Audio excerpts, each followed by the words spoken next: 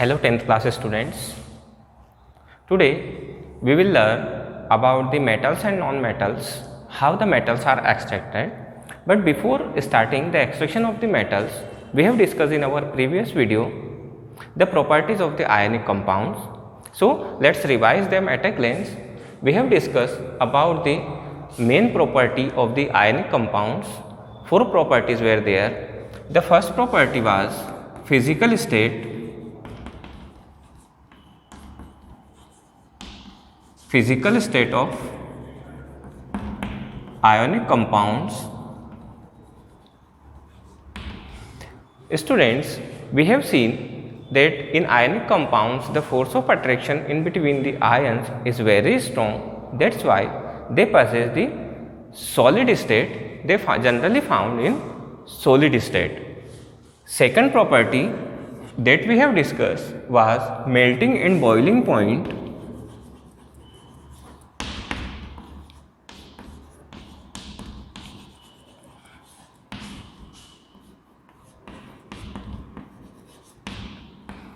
Melting and boiling point of the ionic compounds. Generally students, the melting point and boiling point of the ionic compounds are higher just because of the force of attraction in between their ions.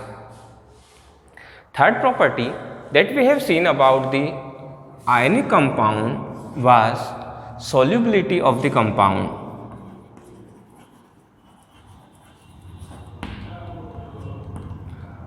In terms of solubility, we have seen that the ionic compounds are generally soluble in water but insoluble in non-polar solvents like kerosene and oil, diesel, petrol, etc.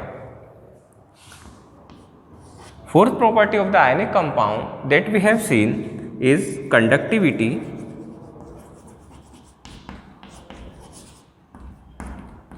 In terms of conductivity, we have seen that ionic compounds are good conductor of electricity in their molten form. Whenever they are dissolved in any liquid, then they break down in the form of their constituent ion and they conduct the electricity. So they act as electrolyte and they conduct the electricity in their molten form.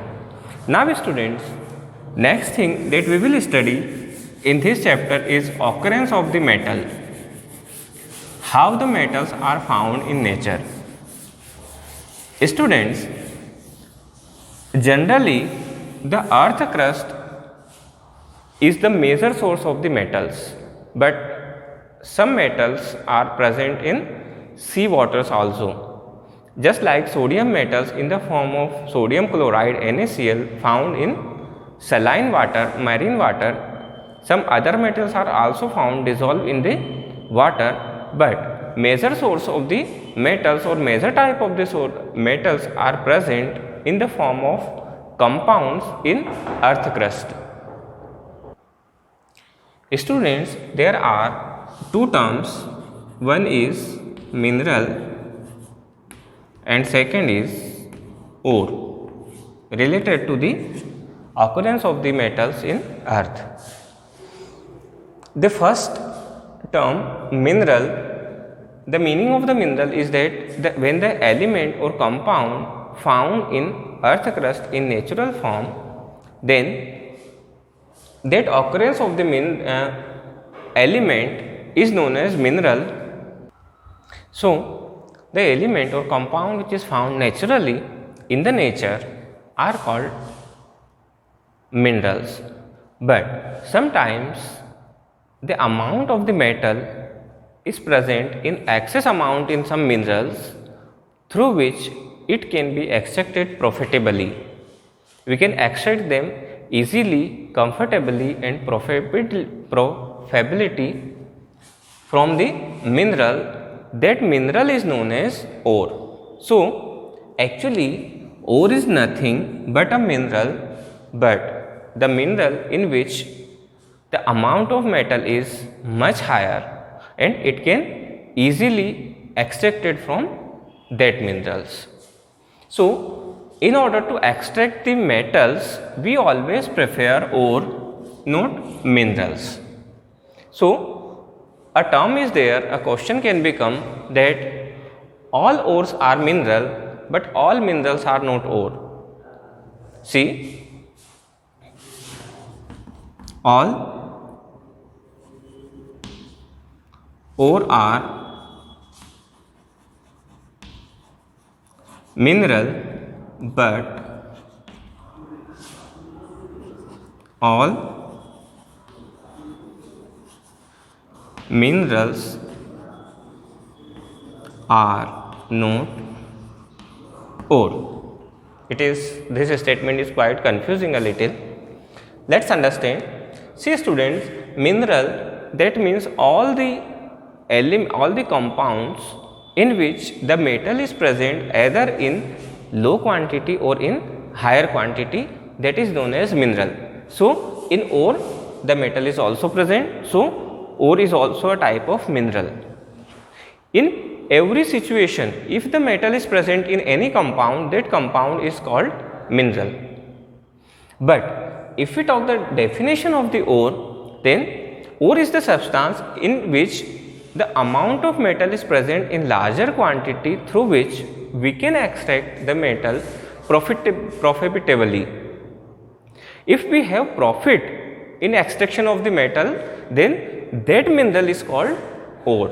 That is the reason all ores are minerals, but all minerals cannot be considered as ore, because some minerals are there in which the metal is present, but we cannot extract it in profit manner. Now students, let's understand how the metals are extracted from their ore. Always remember that in order to extract the metal, we always uses the ore of the metal, not the minerals. So our next topic is extraction of metals.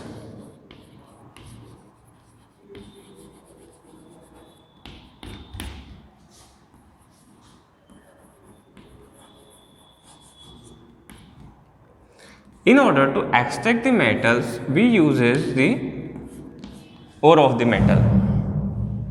Students, in our previous video, we have studied about the reactivity series of the metal.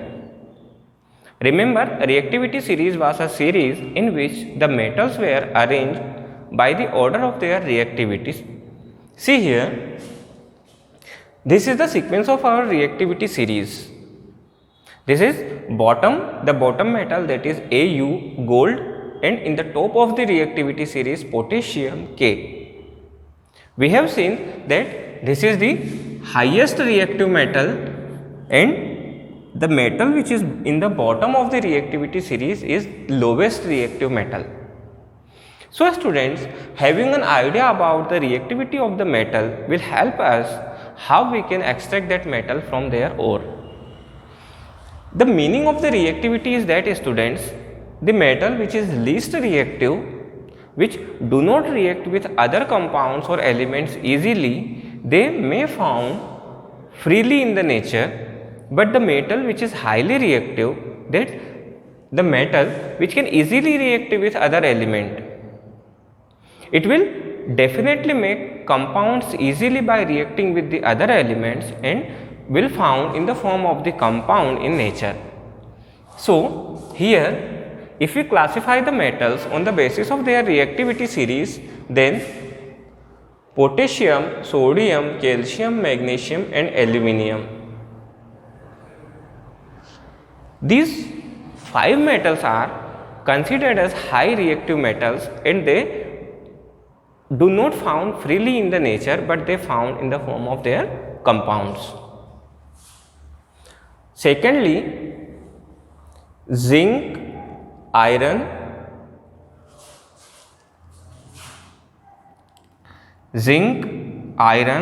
lead and copper. These are considered as moderately reactive metals. That means they are not highly reactive, but they are less reactive as compared to the starting 5 metals. And next, mercury, gold and silver. Mercury, silver and gold, these are least reactive metals. They are found in free state in nature. So students, on the basis of the reactivity of the metals, the method of their extraction also get changed. Let's understand how these methods are applied on the basis of the reactivity of the metals. Students, the metals which are most reactive, that means these 5 metals, these are extracted by the electrolysis method. So, the method used for their extraction is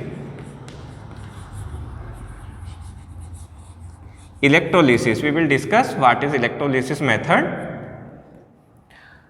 The second, the metals which are least reactive or moderately reactive, they are extracted by the reduction method. And the third method, that is AU and AG, they are found freely in native state. These two methods occurs freely in nature.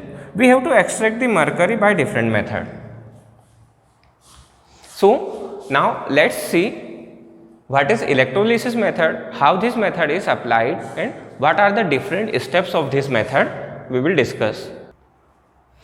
Let us understand the extraction of the mercury. First of all, we will understand the extraction of the mercury metal from their ore. Mercury is least reactive metal. So, in order to extract the mercury, we have to heat mercury ore in the presence of air. HGS. The name of this ore is cinnabar. Cinnabar is the ore of mercury metal. In order to extract the metal mercury from this ore, first we heat this cinnabar in presence of air. So, this HGS in the form of solid is heated in presence of oxygen. It gives us HgO, mercury oxide, plus sulfur dioxide. Just balance this reaction, then 2Hg, 3O2, 2HgO and 2SO2. Now students, this HgO is also in form of solid. This is the first step of the extraction of the mercury. In second step, we heat. Here also we heat it. This symbol represents heat. Again, mercury oxide HgO is heated, then it is directly heated, or we can write heat. We have to either make this symbol or write here the heat, then Hg plus O2 is removed.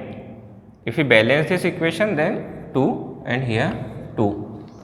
Students, here we get the pure mercury metal in the form of Hg. This is the second step of the extraction of mercury. These two metals, in the first step, cinnabar is heated in the presence of excess air, then oxygen present in the air react with the sulfur present in cinnabar and make the sulfur dioxide SO2, which is removed here, and mercuric oxide HgO is formed. In the second step, students, we again heat the mercuric oxide HgS, then oxygen gas removed in the form of O2 and mercury we obtained in the form of liquid. This mercury is in the form of liquid, oxygen removed in the form of the gas, and this is in the form of solid. This mercuric oxide is in form of solid. So, these are the reactions which takes place during the extraction of the mercury. Now students, secondly we see the extraction of the moderately reactive metals that are not too much highly reactive and not too much low reactive, but they have reactivity moderately. In order to extract the moderately reactive metals, we use two methods. For this, there are two terms. One is roasting and second is calcination. Actually students, roasting and calcination are nothing but heating the ore in different availability of the air or oxygen. If we heat the ore in presence of excess air, then we call it roasting. And if we heat the ore in limited availability of the air, then we call it calcination. Now, what is the use of these two methods? These two methods are used depending upon the types of the ore that the metal possess. These metals, that is zinc, iron, lead and copper, present mainly two type of the ores. One is carbonate ore and second is sulfide ore. So, whenever the sulfide ore is present, then we use roasting method, and whenever carbonate ore is present, then we use calcination method.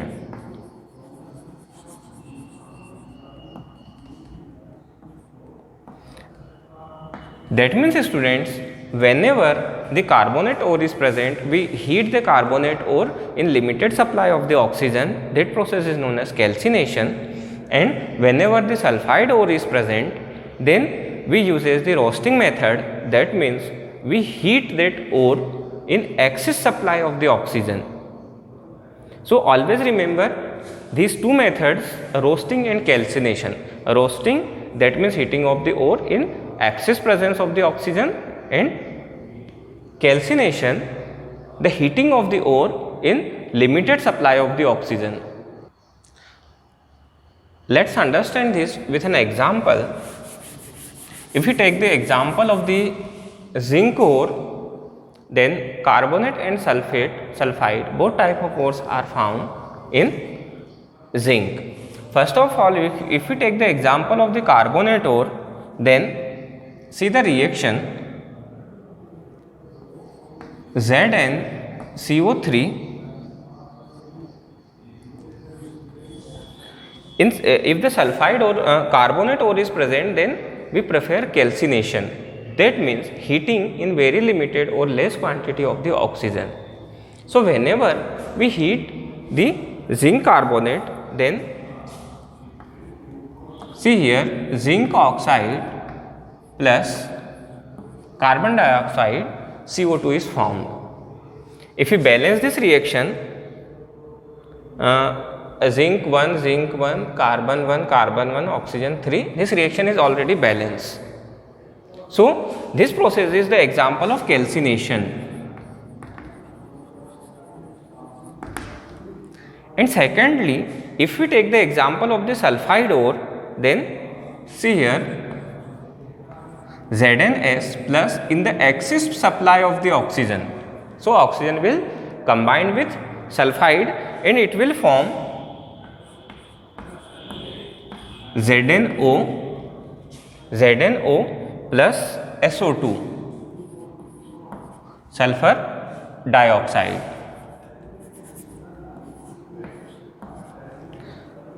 Balancing this equation, 2Zn 3O2 2 3 2 6 2 2 4 2 sulfur 2 sulfur.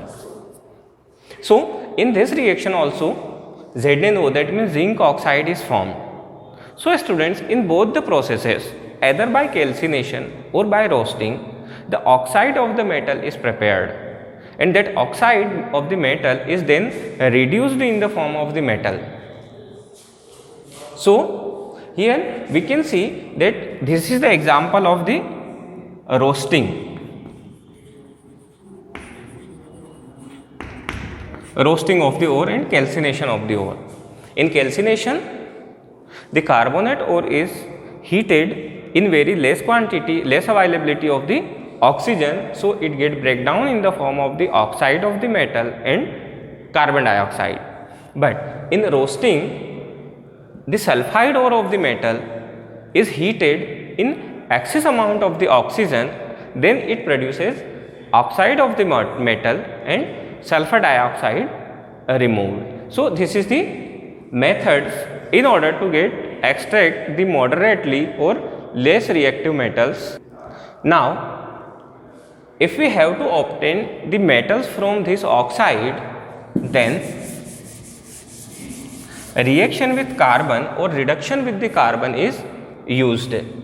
This ZnO get reacted with carbon, and this carbon get combined with this oxygen in order to give us Zn plus CO. So here the pure metal is obtained by a reduction with carbon. This oxygen get attached with the carbon and reduction of the carbon takes place.